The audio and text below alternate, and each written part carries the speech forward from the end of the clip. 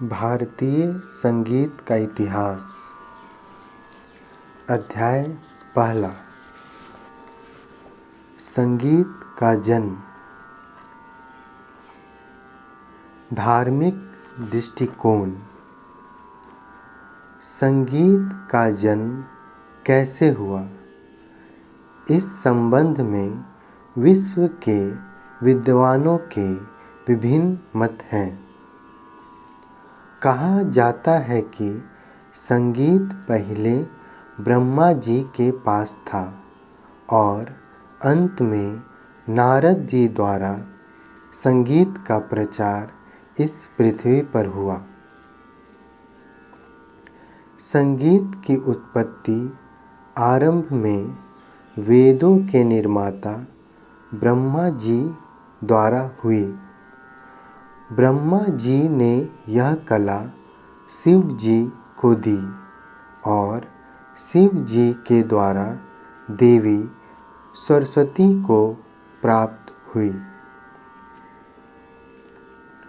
सरस्वती जी को इसलिए वीणा पुस्तक धारणी कहकर संगीत और साहित्य की अधिष्ठात्री माना है। सरस्वती जी से संगीत कला का ज्ञान नारद जी को प्राप्त हुआ। नारद जी ने स्वर्ग के गंधर्व, किन्नर एवं अप्सराओं को संगीत शिक्षा दी। वहाँ से ही भरत, नारद और हनुमान प्रभृति ऋषि संगीत कला में पारंगत होकर भूलोक पर संगीत कला के प्रचारार्थ अवतीर्ण हुए। एक ग्रंथकार के मतानुसार नारद जी ने अनेक वर्षों तक योग साधना की। तब शंकर जी ने उन पर प्रसन्न होकर संगीत कला प्रदान की। पार्वती जी की शयन मुद्रा को देखकर शिव जी ने अनेक अंग प्रत्यंगों के आधार पर रुद्र वीणा बनाई और अपने पांचों मुखों से 5 रागों की उत्पत्ति की। तत्पश्चात छठा राग पार्वती जी के श्रीमुख से उत्पन्न हुआ।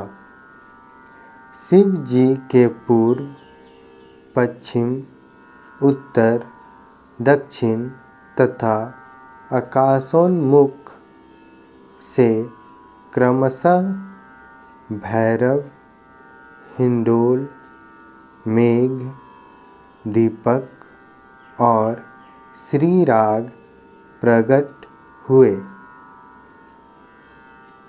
एवं पार्वती जी द्वारा कौशिक राग की उत्पत्ति हुई। शिव प्रदोष स्तोत्र में लिखा है कि 3 जगत की जननी गौरी को स्वर्ण सिंहासन पर उपनीत कराकर प्रदोष के समय शूलपाणि शिव ने नृत्य करने की इच्छा प्रकट की। इस अवसर पर सब देवता उन्हें घेर कर खड़े हो गए और उनकी स्तुति गान करने लगे। सरस्वती ने वीणा, इंद्र ने वेणु एवं ब्रह्मा ने करताल बजाना आरंभ किया। लक्ष्मी जी ने गाना गाया और विष्णु भगवान मृदंग बजाने लगे।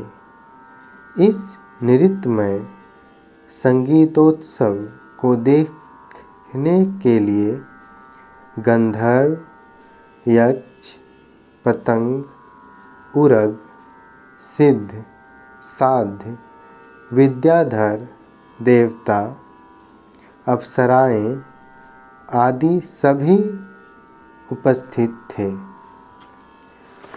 संगीत दर्पण के लेखक श्री दामोदर पंडित के मतानुसार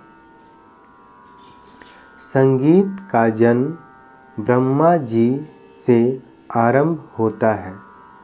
उन्होंने लिखा है, द्रुहिणेत यदन्विष्टं प्रयुक्तं भर्ते न च महादेवस्य पुरतस्तन्मार्गाख्यं विमुक्तदम्।